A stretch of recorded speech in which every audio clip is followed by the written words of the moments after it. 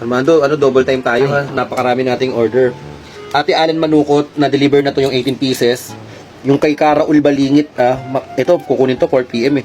32 pieces. Noel Palomo, goods na to, nag-chat sa akin, ang sarap daw ng buto ng kalabasa. Kaso sa susunod daw, sama daw natin yung yung pinagbalatan. Kasi nilalaga niya yata yun. Balat? Yung balat. Pinapahid sa skincare.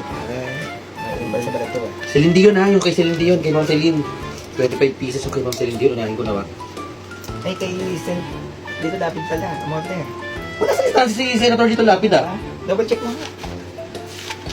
Naku, for rush pala to yung kay Senator Dito Lapid Yung piraso. 2 pieces. Wait lang kung nahin ko lang to kay Ma'am Celine Dion kasi nagmamadali dito. May plate yata po. Sure. Oo. Unahin mo. Alalahin natin to. Sa Roro naman to eh. Kay dito lapit, for pick up naman yan. For pick up to kay Senator Dito Lapid, kailangan quality. Tandaan na daw ng anak niya.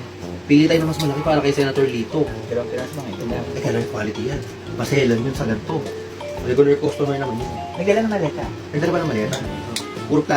Puro plastic lang. Umorder ako ng plastic kay Senator Lito Lapid. One maleta. Parang X-deal pala to. Next deal, Basta padala daw siya ng good quality.